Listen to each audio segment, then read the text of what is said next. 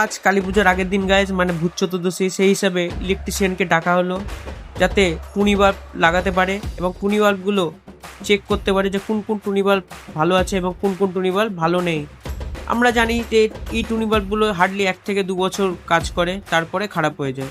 এরপরে উনি চেক করে বললেন 10টার মতো টুনি বাল্ব লাগবে, কিনতে হবে। হিসাবে ওনাকে টাকা পয়সা দিয়ে দিলাম। উনি কিছুক্ষণ পর এসে টুনি বাল্ব লাগাতে শুরু করলেন, তোমরা দেখতেই পাচ্ছ। আমরা ছাদে উঠে পড়লাম। ছাদে উঠে উনি একটা একটা করে টুনি বাল্ব লাগাতে শুরু করলেন। এরপরে নতুন টুনি বাল্বগুলোও দেখালেন, এই যে দেখতেই পাচ্ছ নতুন টুনি বাল্ব 10টার মতো এনেছে। এরপরে আমি অফিসে চলে গেলাম। অফিসে পুরনো কিছু জিনিসপত্র বা নোংরা জিনিসপত্র এক এক করে পরিষ্কার করতে লাগলাম এবং প্লাস্টিকে ঢুকাতে লাগলাম। প্লাস্টিকে ঢুকানোর পর আমি বাইরে বেরিয়েছিলাম, দেখলাম ক্লাবগুলোতে শেষ প্রস্তুতি চলছে রিগার্ডিং কালী পুজো। এরপরে অফিসে চলে আসলাম। বিকাল পর্যন্ত ছিলাম। বিকালে আমি অফিসেও ডিস্কো লাইট লাগিয়ে দিলাম। তোমরা দেখতেই পাচ্ছ ডিস্কো লাইটটা কেমন লাগছে অবশ্যই কমেন্ট বক্সে জানিও কিন্তু। এরপরে অফিস বন্ধ করে বাড়িতে এসে দেখলাম মা 14 প্রদীপ অলরেডি জ্বালিয়ে দিয়েছে, তাই 14 প্রদীপটা প্রণাম করে ছবি তুললাম। এরপরে মা যথাস্থানে 14 প্রদীপ 14 জায়গায় দিতে শুরু করলেন।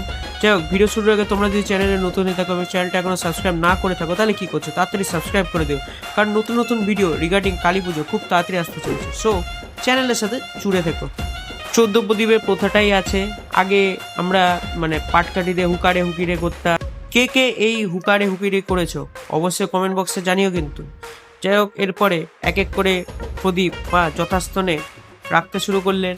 ভাবতেও কেমন লাগে, ছোটবেলার যে রেয়াজ রীতি ছিল সেগুলো আস্তে আস্তে বিলুপ্ত হয়ে পড়েছে।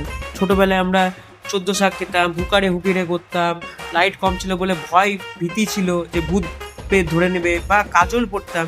সেসব প্রথা আজ কোথায় হারিয়ে গেছে, ভাবতেও খারাপ লাগে।